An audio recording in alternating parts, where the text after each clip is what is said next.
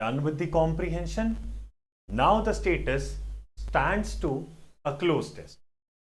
Guidelines to solving a cloze test might not be important thing to you, but this can help you out in great extent. Talking about a cloze test, I've gathered some information for you just to make sure that you pay focus to what exactly is a cloze test. How do we deal with it? What are the consequences? What are the points that you might face when you are talking about a cloze test? So, starting with cloze test is a blend of vocabulary, grammar, and logical reasoning. You talk about vocabulary, grammar, and logical reasoning. Everything is there into a cloze test. Motive of the examiner behind this type of question. Now, it is to check the student's comprehension skill. How well do you comprehend? How well do you comprehend the things? Right? So, when you are comprehending the skills properly, it follows logically that you need to ace such an assessment. You must have a strong command of the English language, grammar, and of course, good vocabulary. More importantly, it is important to understand the flow and context of the passage. Now, when you are talking about the context of the passage, that has to be well said to you also. So, reading the context, maintaining the context, and more importantly, getting into the good vibes of a context is more important.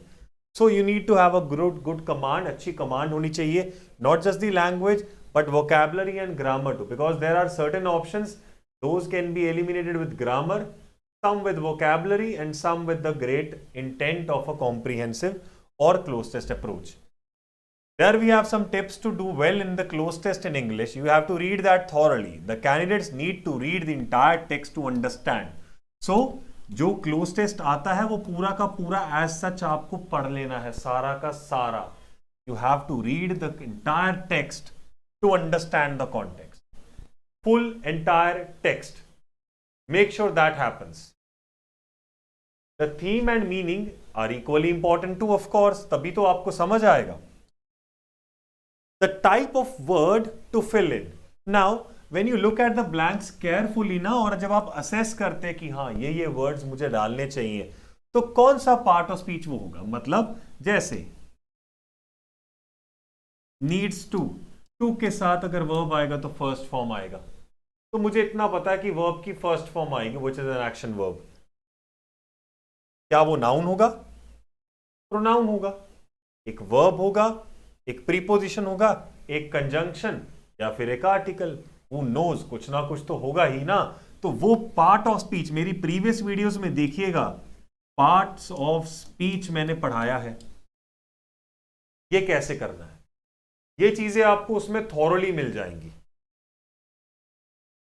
You have to analyze the words. Analyzing plays an important role when you are talking about solving a cloze test. It is not enough to find a meaningful match.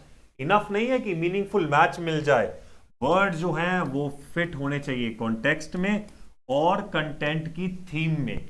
ये सारा कुछ on trout होना चाहिए. तो कहता है ऐसा enough नहीं है कि एक मीनिंगफुल मैच ढूंढे. वर्ड्स जो हैं वो कॉन्टेक्स्ट में आने चाहिए और थीम ऑफ कंटेंट में आने चाहिए. तब जाकर एक क्लोज टेस्ट पूरी तरह से आपके वर्ड्स को एनालाइज करने में मदद करता है. Now you have to link the sentences together, because जो आपका rearrangement provide करता है ना, linkage बोलते हैं या linked sentences का format बोलते हैं, वही आपको close test में भी चाहिए. ऊपर वाला point और नीचे वाले point है तो एक paragraph के ही parts, तो वो आपस में linked होते हैं. अगर वो आपस में linked होते हैं तो आपको बहुत benefit मिलेगा आपस में linked point को जोड़ने का. तो समझ होनी चाहिए how do you strategically, एक strategy अच्छी होनी चाहिए. स्ट्रैटेजिकली आप उसको कैसे फॉलो करते हैं, बिकॉज अगर वो लिंक स्ट्रैटेजिकली हो रहा है तो उसके वर्ड्स भी स्ट्रैटेजिकली आएंगे. तो you can use the words that provide you ample storage to this. Then you need to stay aware of the general terms. A candidate must have good knowledge of general terms used in different sectors. Newspapers are the best to gain this knowledge. Of course देखो, अगर आपको good knowledge है general terms की, फिर तो आपको ना जब आप क्लोज टेस्ट का ब्लैंक पढ़ते हैं और आजू बाजू की लाइंस पढ़ते हैं, आई एम रिपीटिंग, आजू बाजू की लाइन पढ़ते हैं और ब्लैंक पढ़ते हैं, उसमें आपके पास 4 ऑप्शंस आते हैं. ऑप्शंस पढ़ने भी नहीं पड़ेंगे, आपका आंसर डायरेक्ट निकल आएगा. ये बात ध्यान रखना. कई बार पढ़ते पढ़ते डायरेक्ट आंसर आ जाता है, that helps you out. So this point has to be noted. You need to note this point out carefully. Candidate must have good knowledge of the general terms used in different sectors.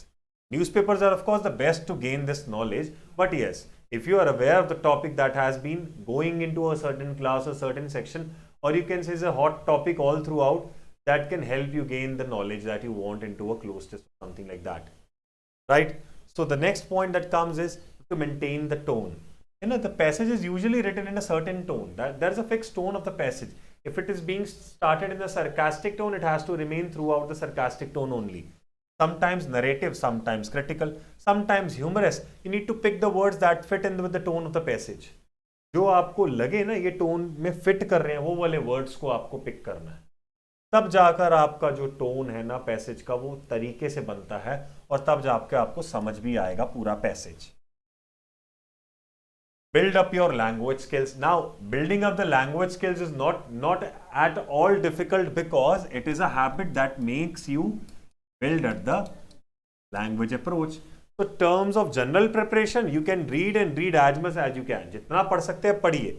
जितना ज़्यादा पढ़ेंगे उतना better sense आएगा आपके पास कि actually कौन सी चीज़ कहाँ जा रही है, कैसे कैसे मेरे को डालनी है. वो चीज़ आपको बहुत बेनिफिट देगी. So, make a habit of reading. And understand the jargons. Now, jargons are the words that have a particular meaning in a particular field.